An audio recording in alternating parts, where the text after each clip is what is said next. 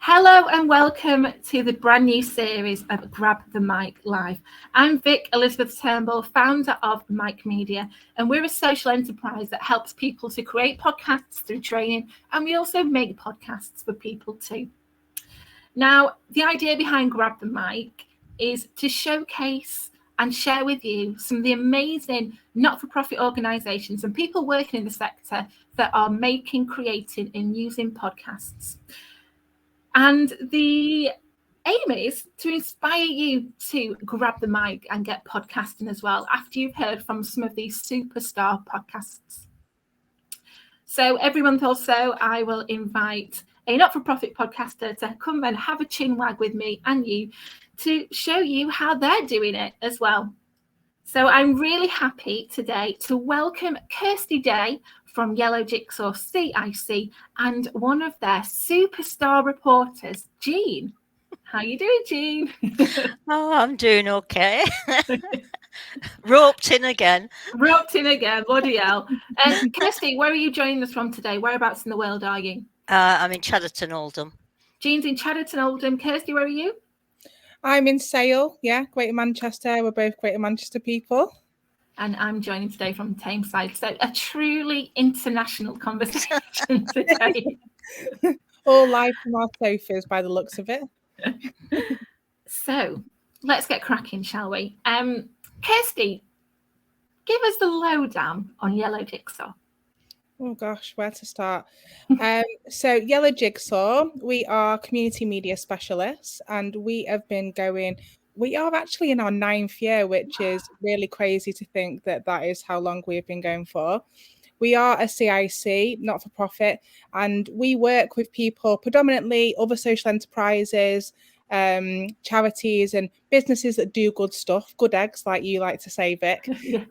And we work with those people to empower them to be able to tell their great stories, because as you know, social enterprises, charities, they all have these fantastic stories to tell, but don't necessarily have the skill sets within their organizations to be able to shout about the great things that they do. So we use our skills to be able to support them to do that.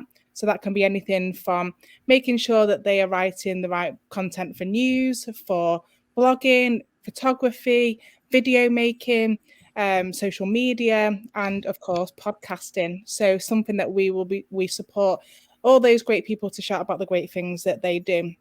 So my background, probably to help you see how we got there, is that I am a trained journalist. I've worked in predominantly in the print media, formerly of the Manchester Evening News. And I've also worked in the broadcast sector and for a national charity doing their PR and campaigns work. And my partner in crime, as I like to call her, Grace, is on the other side of the business and very much the business development and making sure that we get all these great projects and to do and clients that we work with. So that is very much what Yellow Jigsaw does. But the two main things that we are passionate about, which I'm sure you're going to ask me about as well, is that we have projects within our client base too. And that is talking about My Generation, where Jean is a part of, and also Media Clubs. And they are both projects where we are helping people to broadcast their confidence and break stereotypes, whether that's an aging stereotype on either end of the scale, to make sure that they can get across their views and opinions. And it was that project, My Generation, that started about 3 years ago now, was it? Might even be a bit more, Vic. When was it, Jean? Well, it was before lockdown. So it's at least 4.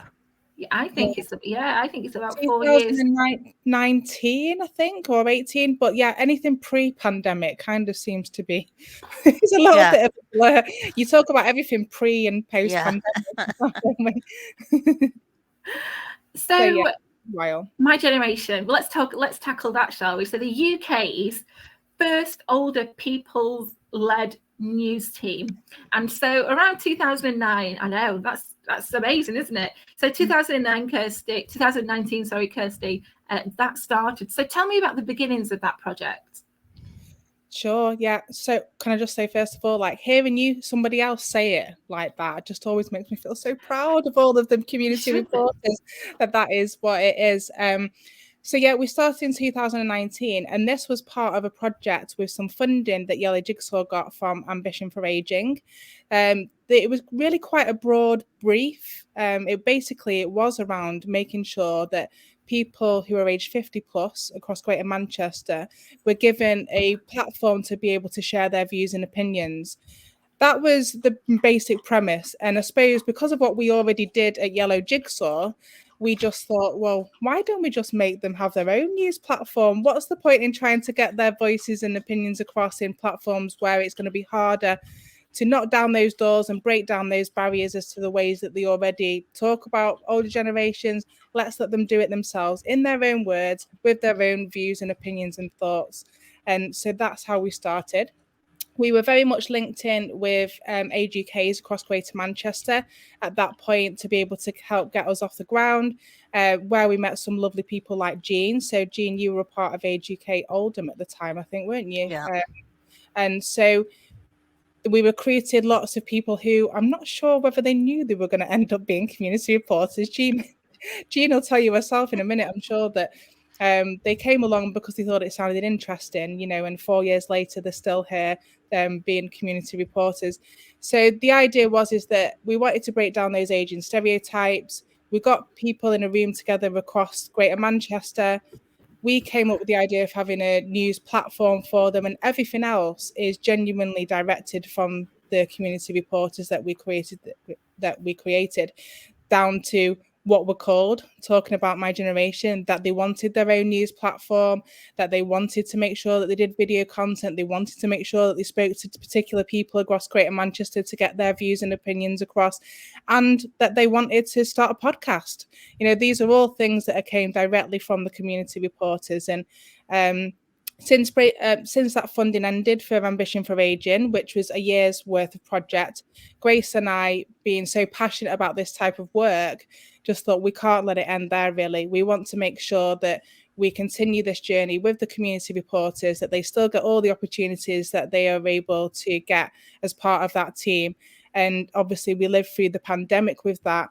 But I've got to say, in terms of talking about my generation, that was quite a positive time for the actual news platform and social media channels, because we felt like we were able to connect with this audience of one of the reporters, two of our the people that read our content and listen to our content during that time, and we were able to really broaden what we did with talking about my generation, and hopefully, I hope, helped continue make people feel a part of a community in a time when it was really difficult to stay connected. Mm-hmm. And post-pandemic, we are obviously continuing to create as much content as we can, think about what those subjects are that the community reporters want to tackle. One of those big subjects at the moment, as people will probably agree with, like, it's the cost of living crisis, and we've done that in a variety of ways, from written articles to podcasting episodes to video content. And the new exciting thing, this is a bit of an exclusive, this, Vic, but we are also branching out into other areas across the country. So we've just been commissioned in Sunderland with their Aging Well team to create them as a older people's news platform, which won't be talking about that my generation, because that is very much our Greater Manchester theme and what they wanted. But we're just going through the process at the moment with recruiting community reporters in Sunderland, and they're coming up with their own name for their older people's news platform as we speak. Wow, exclusive, hot off the press. Thank you, Kirsty. So, Jean, going back to that time when you first got involved in the project, what made you get involved? What was there like a thing that you were like, oh, I'd love to do this? I was chairing Oldham's older LGBT group at the time, and I was also involved with Ambition for Aging. I'd been retired a few years by then. I wasn't particularly full of confidence, but I do like my photography. So when this thing came up that said we want writers and photographers, I thought, oh, and I was doing the City and Guilds photography at the time. So I thought there's an opportunity to get photographs of people. So those were the main reasons, really. And how has it been for you? What sort of stuff have you worked on? No, the question is, what have I not worked on? And how has it been? They do me, I didn't know they don't. I knew she was about to say something like that. Well, the first thing we did was Manchester Pride, which that was fantastic, actually, photographing and interviewing people. I've done a podcast. I've written articles. I think that's the biggest step, really. That I didn't think I couldn't write, but I've found a writing style, and I really enjoy that. And really talking about some strange things like playground games that probably other schools didn't play.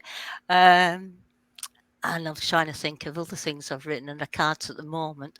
But it's been fun. It has increased my confidence. It really has. Yeah.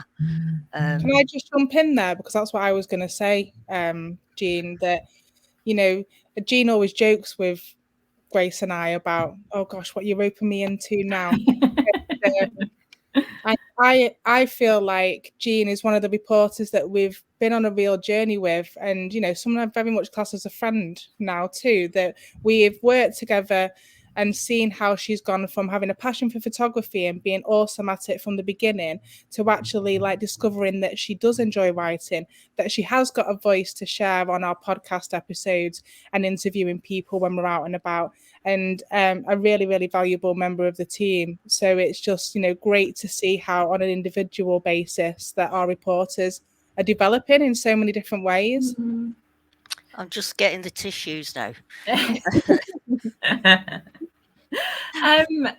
And podcasting Kirsty wasn't an original thing that you were going to do. How did you introduce that to the reporters?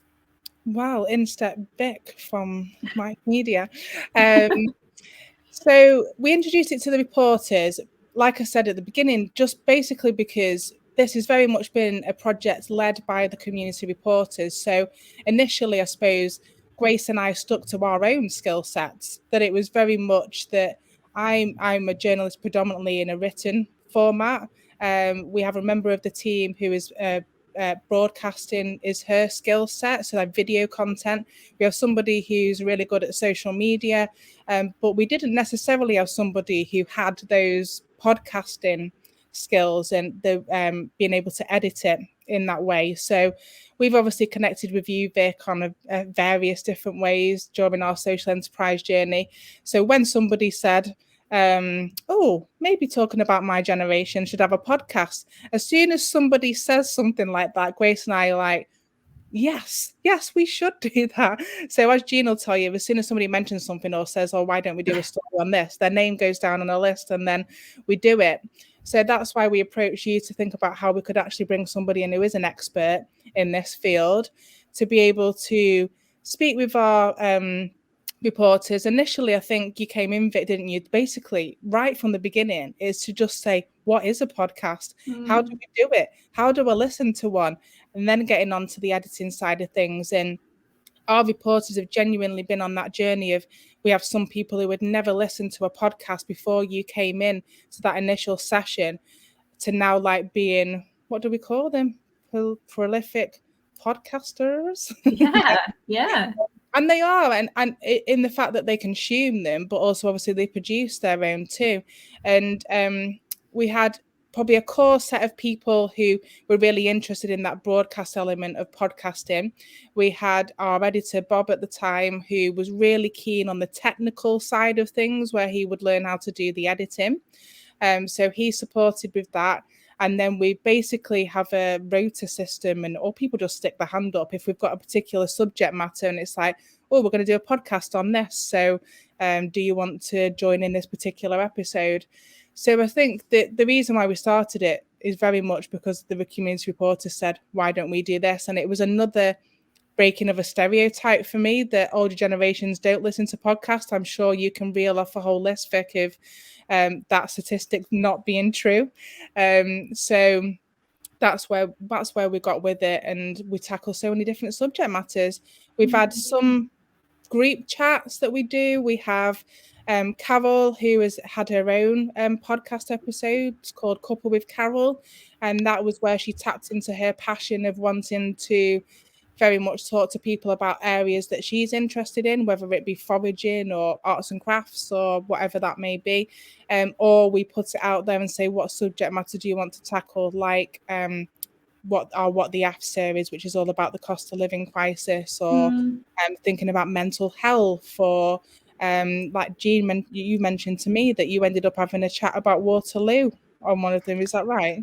Well, not Waterloo, Peterloo. Waterloo. The same, we've been talking about ABBA. yeah, we had to sing that.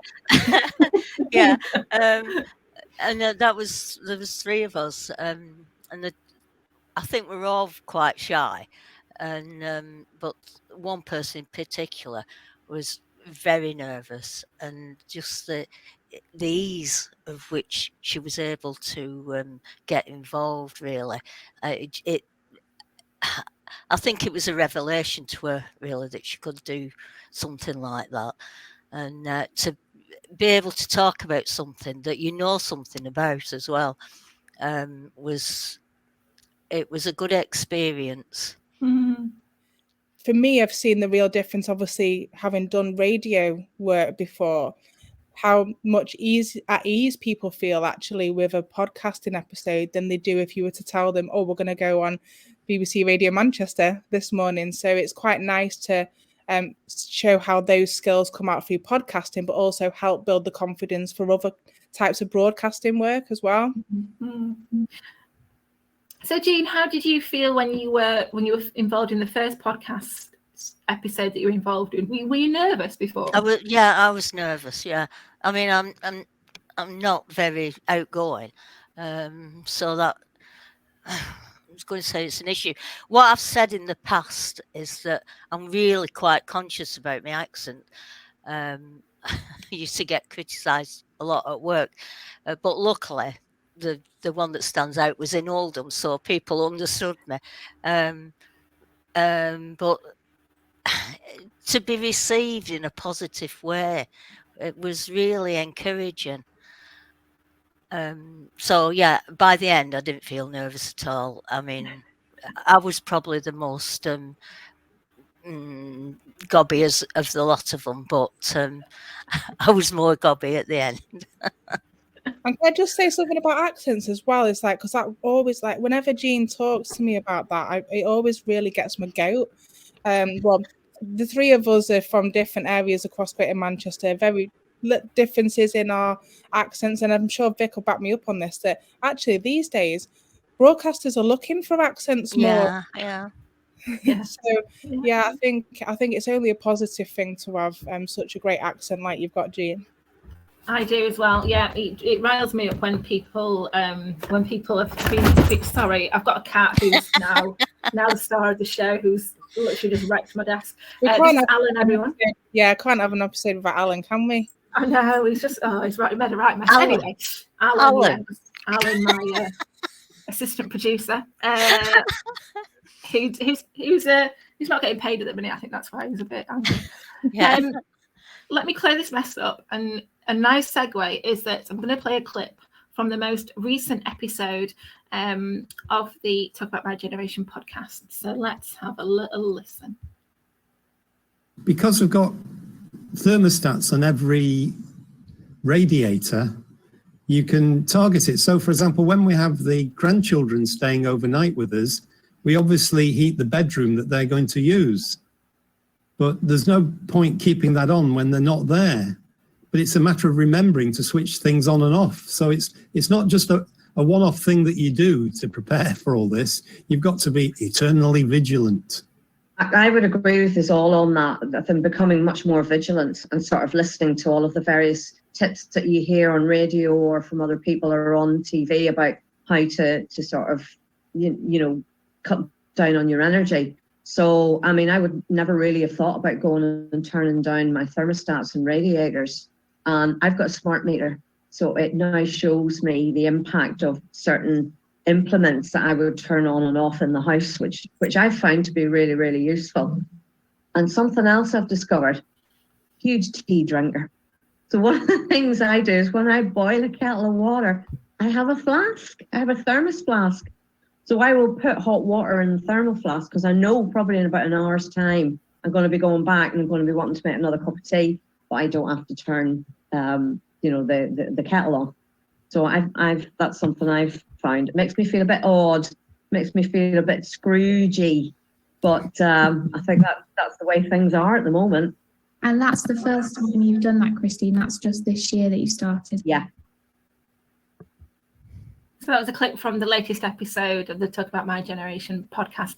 And as you were saying earlier, it's subjects that matter to the listeners of the podcast, and really helpful. So you've covered stuff like mental health, exercise, walking football. It's things that resonate with your target audience, with your listeners. Jean, how is that process of thinking about things that you want to talk about on the podcast? Quite often it's what's going, well, like the one that you've just played. It's about stuff that's going on at the moment. It might be stuff that's going on for you personally at the moment. And then the team at Talking About My Generation get involved and expand it a bit. So like most things at Talking About My Generation, it grows a bit like Topsy, doesn't it? Yeah, it does. And I think these subject matters always come up. We should probably say a bit more about the process, Vic, in terms of how we work as a news team. We work as a news team just like any other news team would be, that we have newsroom meetings where we have an agenda every time we meet, where topics of conversation come up. We have a running news list. That running news list decides whether it was going to be a written article, a podcast episode, and sometimes both. And then obviously how that transpires onto social media or doing box pop-in. So like Jean said, it can be a very much a topic of the moment, or people might be like Jean mentioned before, but it's like, oh, do you remember when you used to play hopscotch? Or and it's like a mixture of between, I would say, current news agenda, nostalgia, or topics that are just always things that people, I was going to say, in the Talking About My Generation, it's important to. I think they're important subjects to any generation. It's just that we make sure that there's an angle on it that is going to resonate with our audience. So keeping moving is important for everybody. Mental health is important for everybody, but not everybody in this age category gets to have that platform to be able to give their views and opinions on it in the mainstream media. So that is a massive area that we want to tackle. We're Talking About My Generation, because their views and opinions count just as much as anybody else's. A lot comes out of those newsroom meetings as well, doesn't it? Just the general chat, that subjects just come up. If you are listening and have just heard a really low thundering talking about heating, my boiler's just started to hum. So that is what that mysterious noise is right there. And I'm concerned. What I was going to say was, I would say 99.9% of the stuff that comes out of those meetings and is reported on in whatever form is positive. Yeah, as opposed to media that we receive, which is incredibly negative. There's always that positiveness and hope, I'm going to say, in it. Yeah, thank you so much for bringing that up, Jean. This is massively important to me. Having worked in the industry for so many years, that constructive journalism is really where I see us being with Talking About My Generation, Yellow Jigsaw, other projects like media clubs. we provide solutions. We don't exacerbate problems and create headlines to be sensational. Our What the F series, which is all about finance and the cost of living crisis, highlights the issues, but also comes up with the solutions. So Christine has just very kindly reminded me in that little clip that I'm a massive tea drinker too. So I am now going to use my flask and fill it up and make sure that I've got that next to me, because, I need at least 10 cups a day. So it's got to be, it's that stuff that the reporters bring up as subject matters. People think, oh, actually, I can practically put that into use.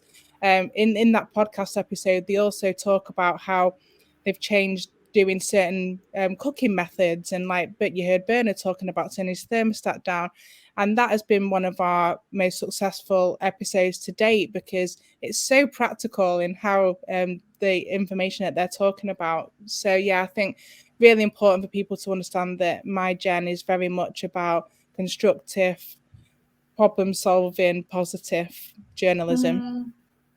And I go back to the point about audience there as well. It's about creating content that's not only going to resonate and be helpful to your audience, but also comes from a place of experience as well. And who better to share that than the people that are living and breathing these problems, issues, solutions and experiences. I just want to get technical a little bit, and then we're going to move on to media calls. But our listener might be watching this and thinking, well, how do you do it? So what kit do you use to record your podcasts, Kirsty? I mean, this is the other ace thing about podcasting. It's that you really need minimal kit in order to put something of high quality together. So unlike some of the stuff we do with video content, where we do need some more expensive kit occasionally, podcasting, I can be sat in front of my laptop like we are now, hopefully talking to people like with what Jean's wearing, with her headset, with her Madonna microphone, as Vic described it. I thought you meant me NUT t-shirt then. And like I mentioned before, during the pandemic, we literally just recorded podcast episodes via Zoom, and then did the editing with them via Premiere Pro. But I know not everybody's got Premiere Pro, but we've also used free, before we started using Premiere Pro, we were using Audacity. Did I get that right, Vic? Yeah. From your recommendation. So we spent very little on being able to have to put the podcast together other than our time. But generally speaking, that is the time with the reporters, the time of the reporters who are interested in doing the more techie side of things and the editing. The only other piece of kit is that we use generally, if we are doing these podcast episodes out and about, is that we have got a handheld podcast recorder, which obviously produces Ace audio. But I have to say that we've also recorded some of our podcast episodes on voice notes on my mobile phone as well. So it really is a really accessible piece of media to be able to put together, I would say. Definitely. I'm all about only buying what you need to create a podcast and keep it minimal as well. And that you can record great audio on phones and small handheld recorders. And if Zoom, you have to use Zoom, as long as your beginning and your end sounds good, which yours sound fantastic. Yeah, we did that separately. And I also try and follow to a T, which we can't do on Zoom. But when we were doing like the intro and outro, if anybody is watching or listening, Vic will always, every time she speaks to us, do something in a small room, make sure you've got loads of soft furnishings, sometimes get under your bed covers. So yeah, I've definitely kept those tips and we've taken them to heart. It's really good to hear. And so moving on a little bit, how has then talk about My Generation and the project evolved? What a big question that is, Vic. How long have you got? I know. I did an interview workshop yesterday. I was like, keep your questions small and specific. And I'm like asking, like, what does the future hold? Question. So keep sticking to it from a podcasting point of view. As you say, like, talking about My Generation evolved and is constantly evolving on what the community, sorry about that noise in the background, that was my dog sneezing. The community, it wasn't Jean. the community reporters' wants and needs. So the podcast is developed to become, at the moment, bi-monthly, because that is manageable for our team. What we see for it for the future, Jean and I were talking about this, and it's really just to continue to make sure those big conversations are being had on the podcast episode. But I suppose in order to make it more viable, sustainable, we'd love more sponsorship. We've had a few episodes that have been sponsored by Talk, which it was great to be able to know that we can put that together and actually our time has been accounted for. We've had a small pot of funding from the National Lottery to ensure that we can do some of this stuff too. But generally speaking, it's just done because we like doing it. But we want to continue to see that grow. So that would be to get sponsorship packages or more funding available to that. But what it has also done is broaden us up into other areas of work that we do with Yellow Jigsaw as well.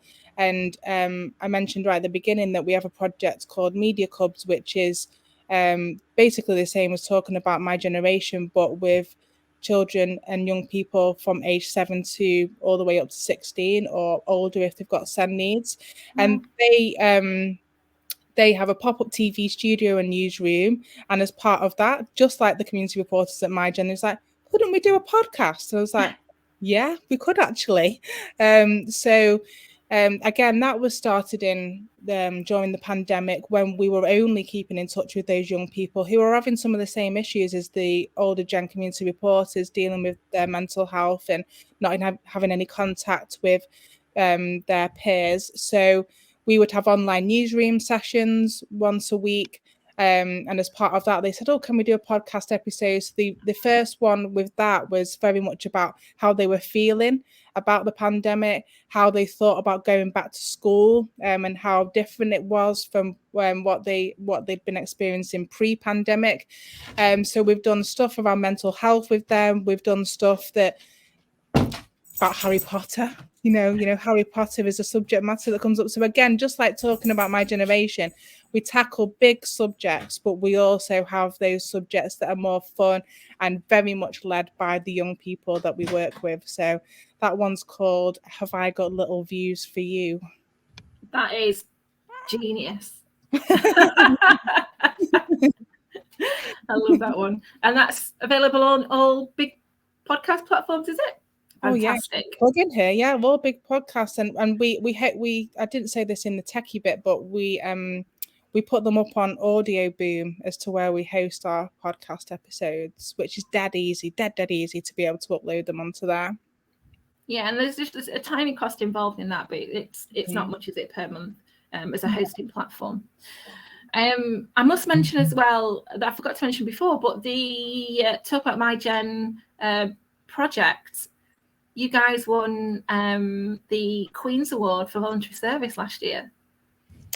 Yes, the community reporters did. Congratulations, Jean. Yeah, isn't that amazing? How did you feel when you'd known you'd won that, Jean? Surprise. Yeah, very thrilled actually to have it recognised, to have such a great group recognised as well. And the presentation was at Gorton Monastery, and to see that we were with such other fantastic groups as well, that, you know, it reflected how great Talking About My Generation is. It's such a fantastic achievement from a project that started 4 years ago as quite a small, locally targeted, funded project to then, like 3.5 years later, winning such a prestigious award for your achievement. So that deserves a round of applause. So well done, Jean, and the team of community reporters there. Absolutely does. Yeah, so proud of them. And another exclusive for you actually, Vic, because we've just been, as Yellow Jigsaw, we've just been announced as a finalist in the Be Proud Awards for Manchester City Council, which we're finalists in the category of inclusivity and diversity. And that is thanks to the projects with Talking About My Generation and Media Club. So Amazing. we've got a bit of a due to go to next a week on Friday, I think. So, but couldn't be more over the moon to be finalists in that. And it's always such a joy to see the people that I've trained and people like Jean and more people that you get involved in the project popping up on social media with microphones and bothering people. I love it. It's such a joy to see, because I remember back at that very first workshop when there were a lot of blank faces as to what podcasting was, and to see that journey is like I say, very, very joyful. I want to end on a little bit of advice. Not from me, like I'm not going to start lecturing you, but Kirsty, I'll come to you first about if charities, not-for-profits are thinking about starting a community reports project. What's some of the key points, key bits of advice to share? Oh, another biggie. Well, we're obviously we've just branched out to do Talking About My Generation as a consultancy, so working with people in Sunderland to create their community reporter project. So we have got a blueprint now, I suppose, as to what we think people should follow in how they should create these projects, and we have done it before with organisations like Inspire Women Oldham. And really, the first main thing is recruitment. Like, know where you've got supportive organisations who are going to put you in touch with people that they think would be ace for this role, even if they don't think they are yet. Just make sure that you try and get them in a room and get an understanding of what they like.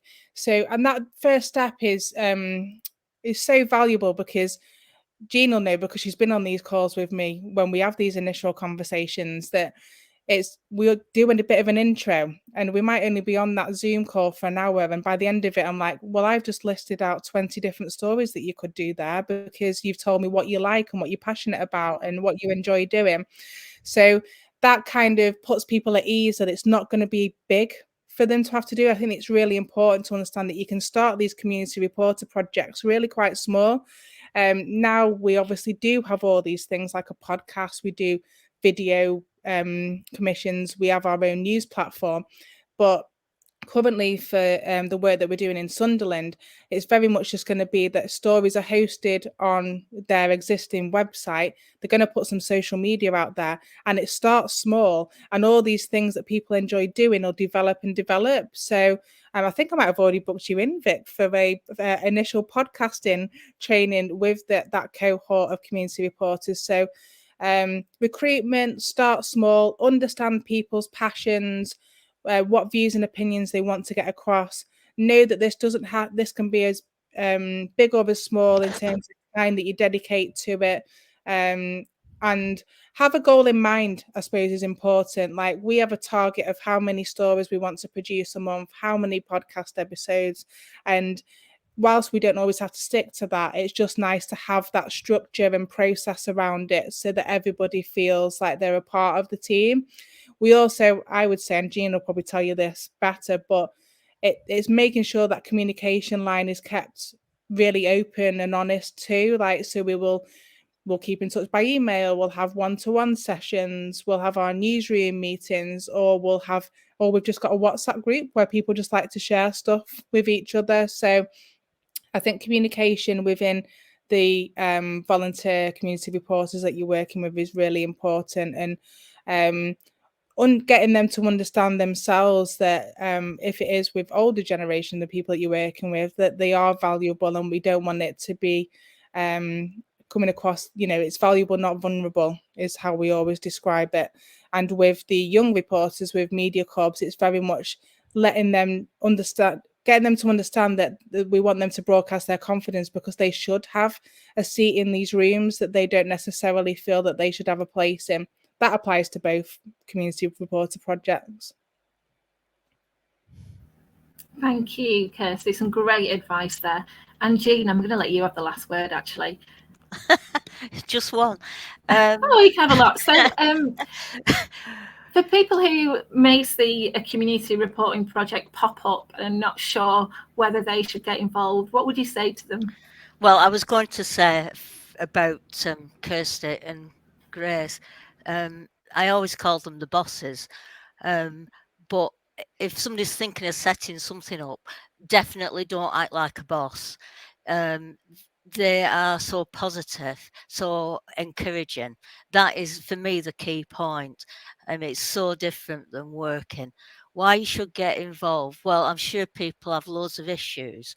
But if you look at our group, you could say we've got loads of issues, but you wouldn't notice those. So you can do it, whatever you think negatively about yourself, just forget that and have a go. Just do it. Didn't Yeah. somebody else Do use it. it? Yeah, I didn't. I might have nicked that off somebody, but yeah, do it. Well, thank you very much for joining us for the first episode of the second series of Grab the Mic Live. Jean and Kirsty, thank you so much for sharing your wisdom and experience. It's been an absolute joy. This whole thing will be available to watch again on YouTube, on our YouTube channel, in a couple of weeks' time. And next month, which is exactly a month from now, we are going to be welcoming our friend of Mike Media and friend of Yellow Jigsaw, Nicola Talkington from Flourish Together CIC, who's going to be telling us all about her podcast, which is supporting female entrepreneurs to start up, sustain, and grow their businesses. So what I've got to say now is goodbye from me and my really, really noisy boiler. I'm going to go now and switch it off before something terrible happens. If you've enjoyed listening to this and watching this on YouTube, then do us a favour, share it with someone who you may think will like and benefit from it too. And so that's bye from us. Thank you very much. See you later. Bye. Bye.